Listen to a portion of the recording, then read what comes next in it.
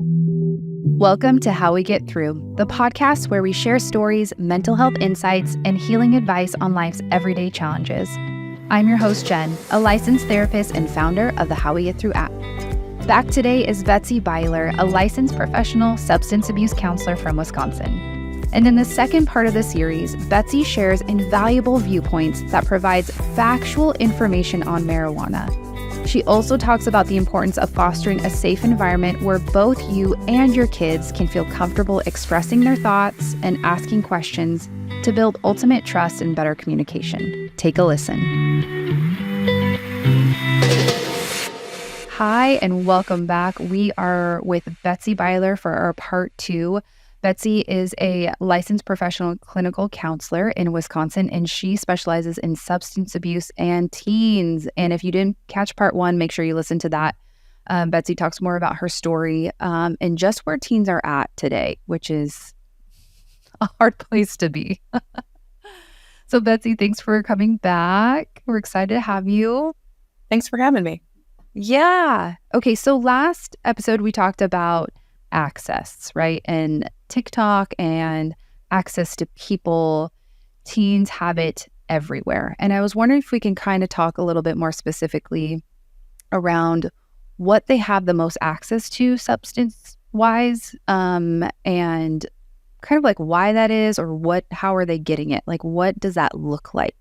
So I think in this sense, if we're talking about something that's a drug with the understanding that it's a mood-altering substance, then we have to go with alcohol being the most widespread, the most widely used substance.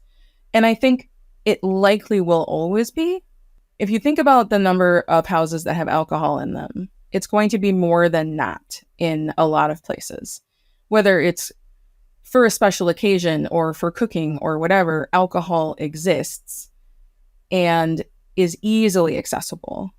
I think of my own neighborhood growing up, and I knew that most of the houses had alcohol and probably had a liquor shelf somewhere. And so that's going to be available.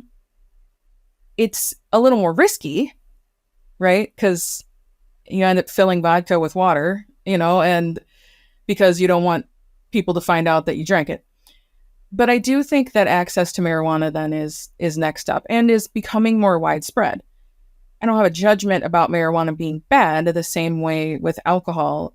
It's just that it's changing the landscape, and the perception kids have, and a lot of adults too, about marijuana isn't super accurate. It's not totally inaccurate, but it's being seen more in a benign or neutral and even beneficial, when the story is a little more complex than that. Yeah, and I'm in California where it's legal. So even the idea of it in my friend group or, people I went to college with is beneficial, is part of lifestyle, I would say. And again, we live in a different state. So that's also just throwing that out there. But yeah, I would love for you to tell us more about what it really is and how we can educate ourselves and our kids. So the difficulty, I think, with marijuana is that there are a lot of lies and misinformation that have been told over the years about marijuana, making it the villain, equating it with things like heroin. It was on the same schedule, or it is on the same schedule with the government, which isn't even remotely accurate. Schedule? What does that mean? So Schedule 1. So it's like the most severely regulated drug. Got it. Federally. Okay. Now, the states technically are in violation of the federal law because it's still illegal federally.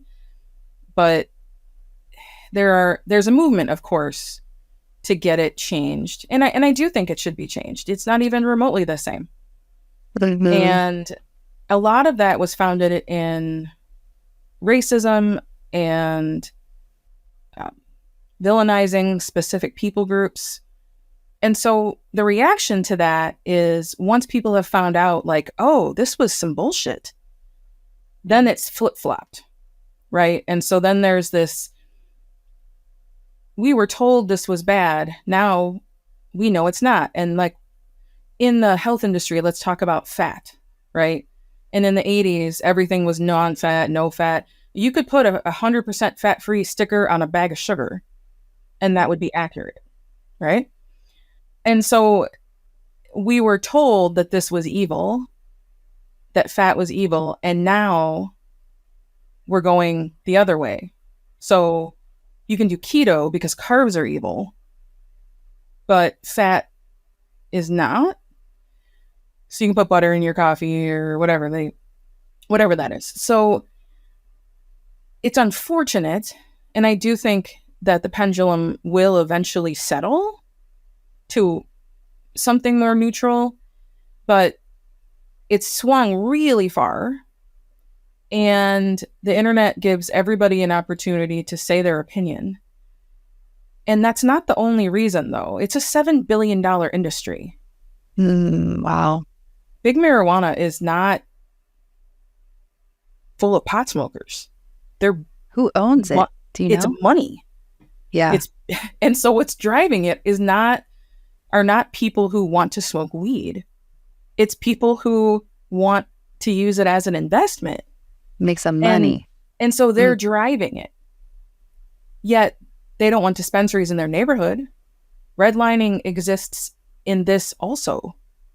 Wow. Right? So it's a very different thing. And if you look at what big marijuana is saying, it's exactly what big tobacco was saying.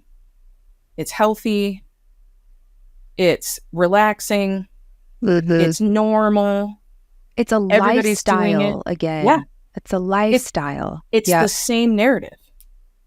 Wow. And people are just eating it up. That's the annoying part to me, because I'm like, it's so sneaky and it's obnoxious.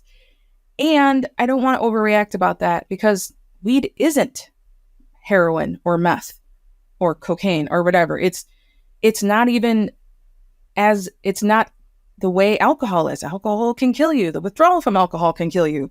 And while marijuana poisoning exists, it's not going to hurt people the way that alcohol can. And I think that anti-marijuana folks and pro-marijuana folks have the things they won't say because it makes their position look weak. And so that we don't have a lot of people in the middle who are saying, all right, let's take a look at what's actually happening and what the risks actually are, and then figure out how we want to convey that information. Yeah. So wow. it's a really complicated issue. Yeah, which I think what you're doing, I think for parents and for people, obviously for teens too, but is to really kind of question for us, like, where are we getting our information about marijuana or alcohol or other drugs, and how are we going to kind of investigate this or be critical thinkers around that, especially as we're trying to convey this information to our children, right? Because I'm sure traditionally it'll be the camp of like, oh, parents say don't do this, everything is bad, and the kids are like, it's not bad, it's whatever, it's fine, right? And so there is that polarization even between the parent and child, or parent and friend group, right? And so really I think it's an invitation into parents of like inviting them into this neutral space of how do you ground yourself in correct information to then really educate yourself and your children around that. And I think that is always been my goal when I work with parents, to try to give them the picture of, here's the situation, here's where I'm concerned, and this is where I'm not. And so we're not worrying until this point. And that to them is helpful, because we can't worry about everything. It's so overwhelming. that I think it's easier to avoid. And so for us as therapists, part of the reason I do what I do when I'm not doing therapy by podcasting or offering trainings is trying to give therapists a shortcut to here's accurate information. Like that's my promise, is that whenever I talk about a drug or addiction or whatever it is, that I'm sharing the information from that standpoint. And I will tell people if I have a bias, like, hey, I need to put this out there. I have this bias. You need to know about it. And this is what the science tells us. And this is what we don't know yet. And so I think it's really hard to find accurate information, even if you're looking at it and you're trying to do it diligently. All of the more solid sources are behind a paywall. Wow. Fox News is free. The New York Times has to be paid for. Wow. Wow, that's so interesting. So there's a gatekeeping around that. And I understand, because it takes work to accurately report something. It takes time, and that's somebody has to pay for that. Right. But if your commitment is not to accurate information and to just knowing something about it, and you aren't paying attention to what might go against your preconceived notion, I mean, the confirmation bias of this agrees with my worldview, therefore it is.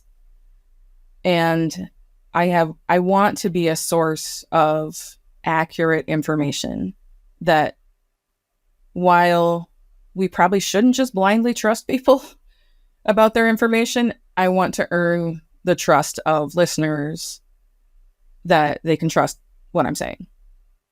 I don't have an agenda.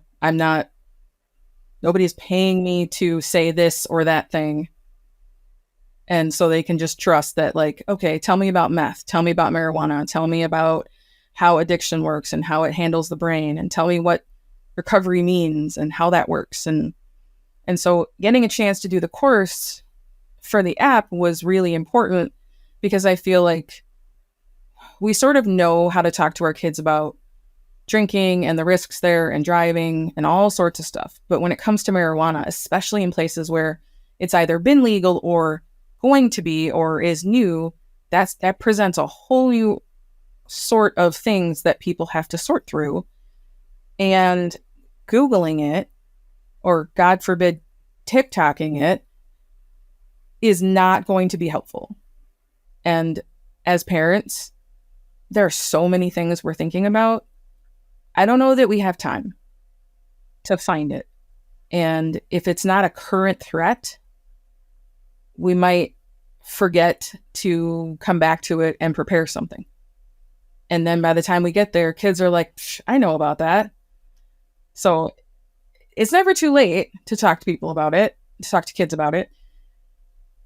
And I think having access to the app about whatever the topic is, because I know a number of the presenters were trying to give people accurate bite-sized information so that they have what they need and they don't have to go look for it, because going to look for it is kind of like a rabbit hole, and you just keep Wikipedia syndrome down and down and down, and all of a sudden you're like, why am I looking at African swallows? Like, right. How did this happen? Or isn't that a cute bunny and I was looking for a recipe? Like, the internet is wonderful, and it's a trap. Time sucks. Exactly. Which I think brings up a good question of, like, it's never too late, but also when should parents start to have this conversation? Or maybe a better question is, when should they start to think about their stances on things or their values on things? I think knowing your values on it is important, even if you have small children, because it's important to know what your partner thinks. And if you're not partnered to the other parent, just having even a vague understanding of what you want to be presenting, so that when the conversation comes up, you're not kind of scrambling to have that. And so in the course, I talk about some of the questions to be asking yourself. And so I think that is something that we should be able to talk about when it comes to things like legalization of marijuana, or what we think about, is there such a thing as normal marijuana use? And those are things that I think we can figure out. Talking to your kids, prevention is a whole different topic than substance use. So I'm a substance use counselor, and that I'm not a prevention specialist. That's a different thing. Its focus is keeping people from jumping in the river versus down the river where I'm trying to pull them out. And prevention would say early and often. And so for me, early and often is probably first, second grade when it comes to talking about things like cigarettes and tobacco and vaping, because vaping is really, so many kids that I see are vaping that would never have smoked cigarettes, and they don't see it as the same thing, and they're smoking the equivalent of like 2 packs a day, and they don't think anything of it. And it's a whole new generation of smokers who would literally think cigarettes are disgusting and would never do it. But vaping is a completely different thing.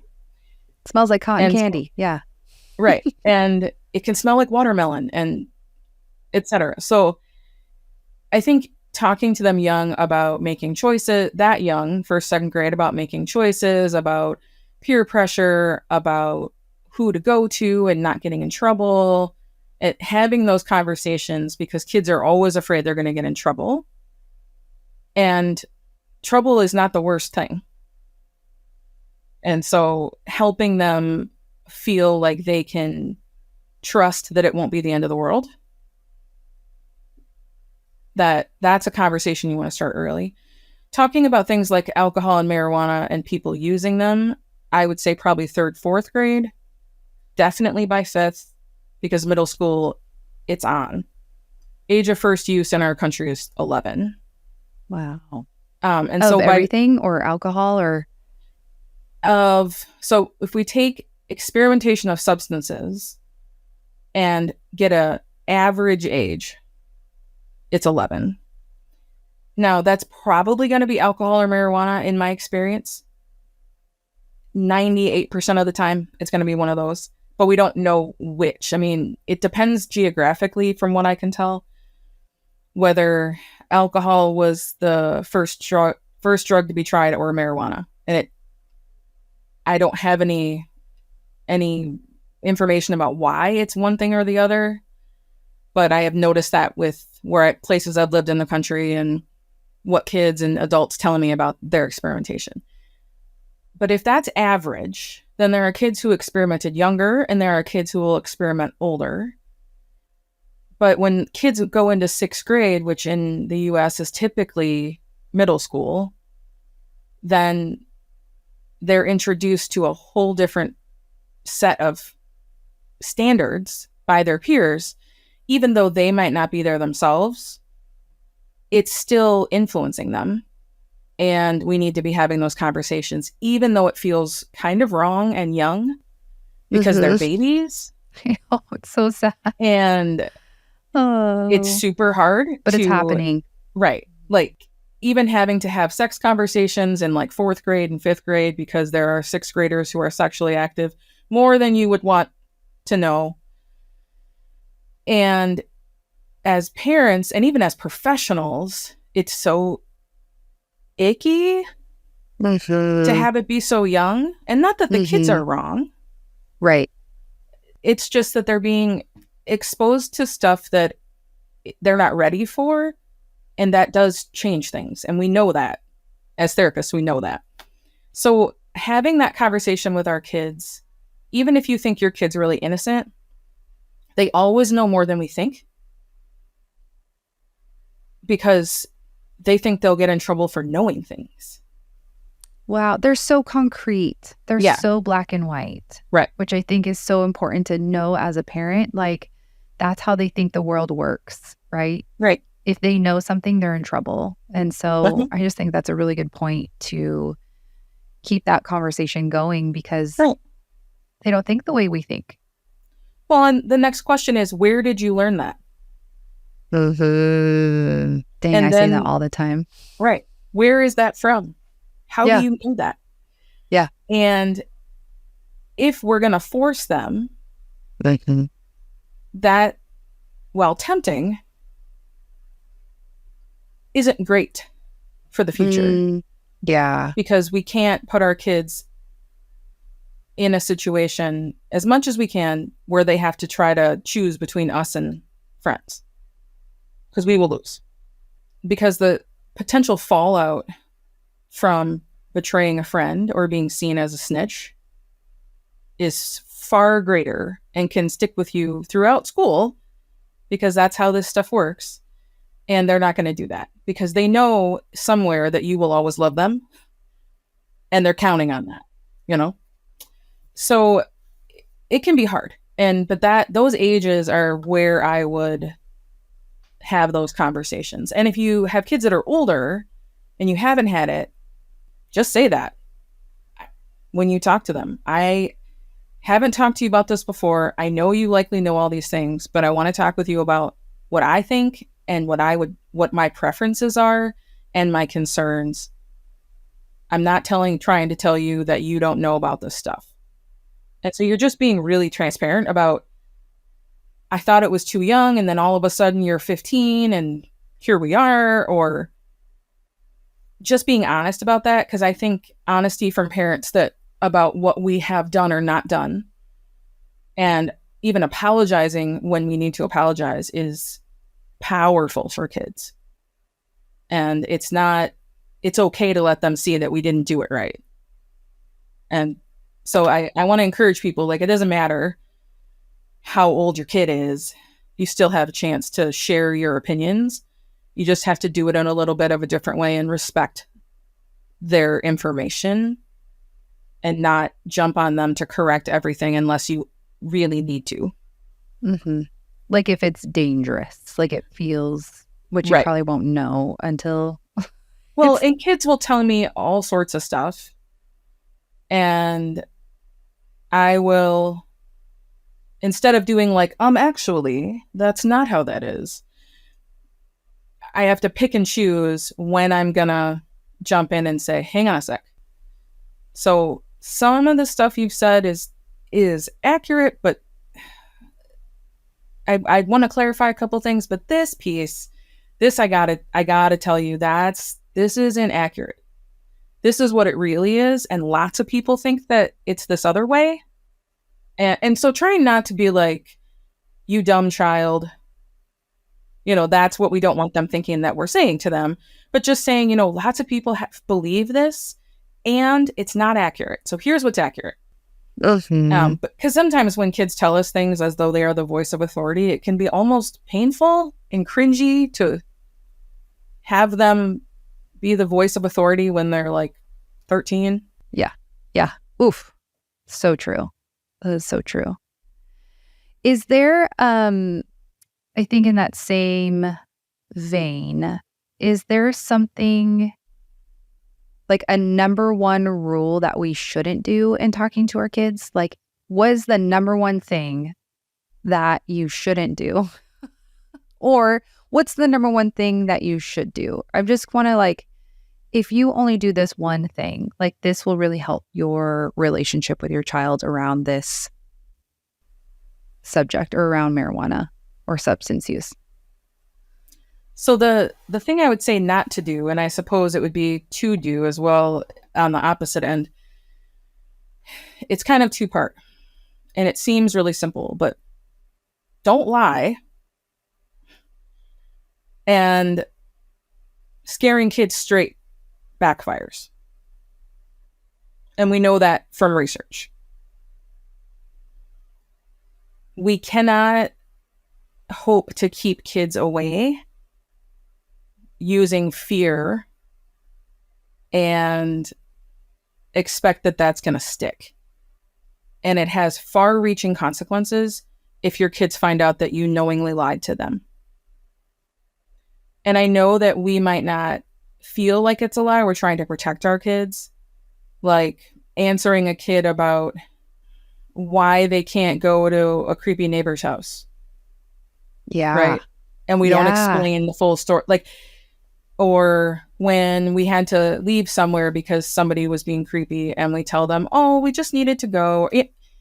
Like, there are moments where we don't explain things because it's either not expedient, we don't have time, or the reality is bad. And those things are okay. But when we're talking about something like this, when they find out that you tried to scare them away, they will not trust you anymore. And if they don't trust you, then they don't hear you, because everything you say then is suspect, because they believe that you're just trying to keep them from having fun, whatever that means. And so we need to, instead, if we don't know, tell them, I'm not totally sure what the accurate truth is. I think it's this, but I need to check. Mm-hmm. And then following up on that. Because what it tells them is that you respect them and their intelligence enough that you are giving them real information rather than treating them like a baby. And that's what they need, because that's what teenagers and younger kids feel like. They think I'm a baby. I'm growing up. They don't trust me. They think I'm dumb. And so even when we're talking middle school and late elementary, we need to show some respect for their ability to think and to obtain information.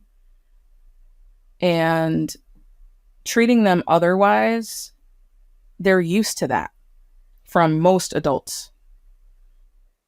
We don't want that to be you. Yeah. Oh, that's so powerful. That is so powerful. I mean, I have a 5-year-old and a 3-year-old, and my 5-year-old said the other day, you don't trust me, because she was doing something and I was like, no, don't do it that way. And then I was like, oh my gosh, thank you for telling me that. I get what you're saying. And so I'm like, for me, it's just such a mirror. I'm like seeing ways where I am trusting her and letting that go, and telling her, like, I trust you to make that decision, or just the way she wants to do something is going to be different, because she's very creative and she just thinks differently than I do. So I just love that, even as, whatever stage you're at as a parent, that idea of like really seeing your children as this individual that you're guiding, but you also have to kind of see where they go first. You know what I mean? And I love that tactic around not scaring them, because it doesn't educate them, right? And that's what we want to do. We want to educate them. So when they're in a situation, they know, and they can kind of go back of like what they know to be true and what they know to not be true. Even if their peers are convincing them otherwise, right? They still have that kind of grounding education around it to fall back on, and I think the same thing with sex is the same thing, right? It's just like, I don't know what this thing is. And so your peers are going to tell you, or be the first person to tell you what that is. Like, we actually don't want that as parents or in the world. Well, and we want our kids carry us the same way as therapists, our clients carry us with them. Sometimes I'll talk to my clients, even my adult clients, about their little Betsy that rides on their shoulder, and that they hear my voice. And it could be me being like, that's some bullshit, tell them where to go. Or it could be, hey, take a breath, calm down. But they carry us too as parents.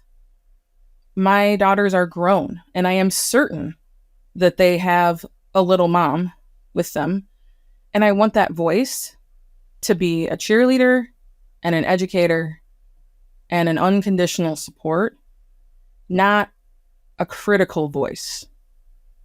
Not a voice to be afraid of or to run from. I want it to be that my daughters have mom and dad telling them good things. And I saw that happen when one of my kids got pulled over and had let her insurance lapse, and it was a big fine. And she goes, I heard daddy. And he's like, well, shit. And it's sort of his way of expressing acceptance of, well, that was dumb. Well, gotta move on. And in the moment, even while she's crying to the police, she's accepting that this is stupid and her fault and it'll be okay.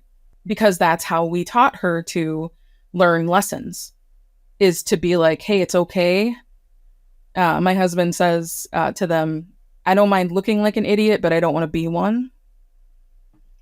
And so that's the way they grew up, was it's okay to ask questions. It's okay to look dumb.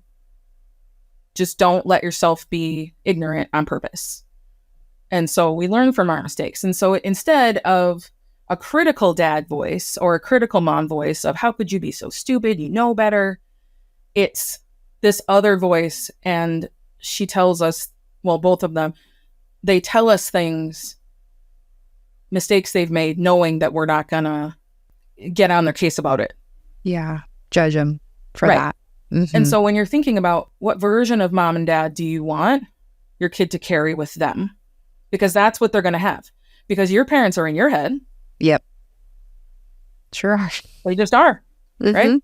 Yep. And we have a chance to be a different voice. And so when your kids are faced with decisions, which they're faced with decisions away from us more than they are with us once they get into school, we need them to be thinking, and we don't want there to be a fear of coming to us, even when they do something against what we would like.